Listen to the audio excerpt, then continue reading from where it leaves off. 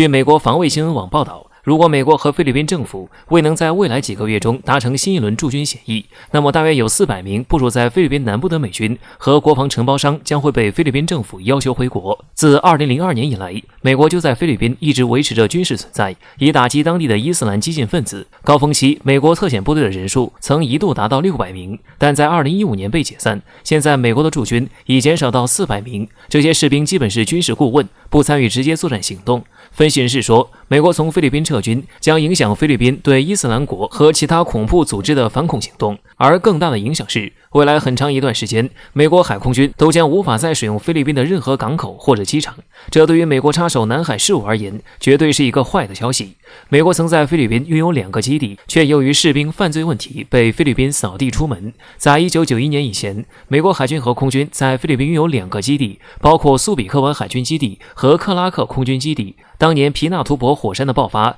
以及重建这2个基地的成本引起了巨大的争议。菲律宾大学教授罗兰·希布兰表示，这些基地在菲律宾公众中引起了争议，在当地犯罪的美国士兵经常逃离菲律宾，以避免受到判刑。最后，菲律宾参议院拒绝了美军延长10年基地使用期的要求，因为美国拒绝为使用这2个基地每年支付2.03亿美元的费用。经过多年的争执，两国于1999年签署了 VFA 协议，协议允许美国士兵暂时停留在菲律宾，条件是他们如果犯罪将在菲律宾法院审判，而美国将拘留被告人员直到最后定罪。2020年2月，菲律宾总统罗德里戈·杜特尔特表示，由于美国单方面取消前国家警察局长罗纳德·罗萨参议员的签证申请，菲律宾方面将终止 VFA 协议。VFA 协议本应在去年8月终止，但杜特尔特政府将取消的决定暂停了6个月，然后于今年2月再次暂停了该决定。即便和中国存在岛屿争端，菲律宾也不想引狼入室。目前，菲律宾和中国在南海岛礁上存在着激烈的竞争问题。理论上，菲律宾需要美国的资金和军备支持，才能和强大的中国军队对抗。但显然，菲律宾此时不想再次引狼入室，毕竟引入美军的舰艇和飞机，会使得菲律宾周围变成中国和美国斗法的战场，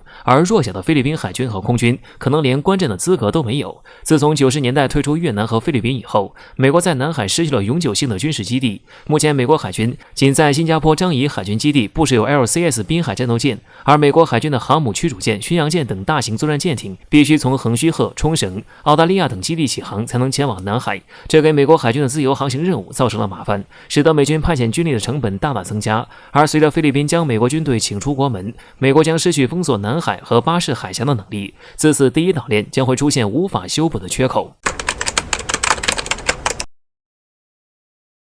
最近一段时间以来，国内关注度最高的军情可能就是美国纠结盟友进行的所谓自由航行活动，而英国这个从历史和当今现实上与美国互为父子的国家也赫然在列。但是英国如今国力衰弱，退出欧盟之后经济更是一落千丈，如今已经名列5常，看上去都有些名不符实。单论他们更是跟中国没有任何可比性，只剩2艘航母撑着脸面。那么他们为什么还要参加这个行动呢？恐怕最大的原因就是曾经的日不落帝国国力已经今非昔比，在国际上也只能是仰人鼻息。而每个小国的最重要的国际政治任务就是两边讨好，尽力的涡旋其中的关系。所以就在日前，英国的伊丽莎白女王号航母决定奔赴亚太，英国现任首相约翰逊突然喊话，英国相信海洋法，而且特别表明了这句话是对中国的朋友说的，并且要表现自信，但并非是对抗性的。这种用词显然就是非常两头倒的，充分表明了如今的英国已经没有了任何对于中国强硬的底气，却又不敢得罪盟友，这才出现了这种滑稽的表现。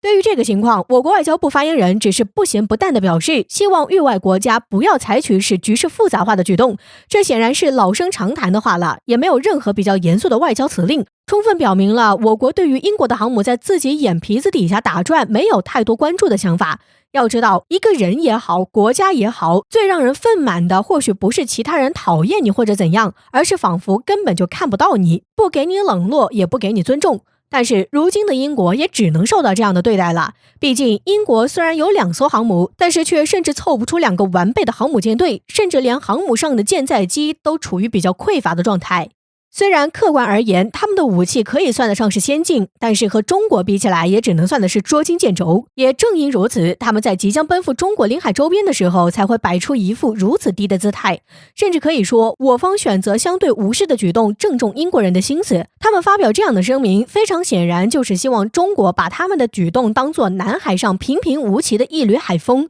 过了就过了，也能给他们留下几分面子。如果能够这样，他们偷着乐之余，或许还会不以为耻，反以为荣，在国内的喉舌报刊上大肆渲染一番。但是明眼人都能看得出来，就凭英国现在的海上军事力量，如果中国的舰队真的大举压到领海附近，恐怕都不必开枪放炮的预警，他们就会立刻马力全开的落荒而逃。近日，立陶宛外长宣布，该国退出中国和中东欧共同建立的跨区域17+1合作机制，并表示欧盟的27+1模式会更加有效。除此之外，立陶宛还干涉我国台湾事宜，宣称要在台湾开设贸易代表处，要和台湾建立友好联系。立陶宛如此表演，让人不禁想问，立陶宛是疯了吗？首先必须得指出的是，立陶宛和中国的经济合作，一开始可是立陶宛主动的。多年前，是立陶宛主动表达对与中国经济合作的兴趣，甚至还称中国是立陶宛的战略伙伴。2018年，立陶宛的总统还专程访华，就是为了推动立陶宛和中国在经贸领域的深入合作。彼时的立陶宛可是因为和中国合作而开心不已呢。立陶宛在和中国的经贸中想要获取最大利益无可厚非，但是立陶宛作为一个人口不足300万，人口规模还比不上中国的一个2、3线城市，要想在短短几年的合作里就有质的飞跃，未免也是异想天开。因为没有得到预期的好处就翻脸不认人，压根儿没看到立陶宛自己的经济状况本身就比较薄弱，想要挣钱自己得先发展，总不能指望别人把钱塞你口袋里。除了和中国这几年的经贸合作不让立陶宛政府满意之外，还有一个重要的原因促使立陶宛冲上反华前线，那就是立陶宛讨好欧美的需要。由于历史原因，立陶宛国内亲美反俄情绪严重，立陶宛对俄罗斯的敌意超出了他这样一个小国能承受的程度。于是立陶宛在外交政策上极力倾向美国，再加上立陶宛虽然国力不如何，偏偏有一颗想当大国的心，立陶宛很希望自己能够在国际社会上有更大的国际影响力。但是立陶宛想要有更大的国际影响力的方法，不是自己努力，而是哗众取宠，然后好抱欧洲和美国的大腿，让他们关注到自己。此前，立陶宛虽然是欧洲国家，但其一直都是被边缘化的状况，主流欧洲国家根本就没有立陶宛的份儿，欧洲那边有什么好处，也根本没想过要照顾立陶宛。立陶宛退出中国主导建立的17+1合作机制，还污蔑中国的17+1合作机制是分裂欧洲的，就是为了讨好欧洲国家。后面立陶宛也说了，欧洲的27+1是更好的。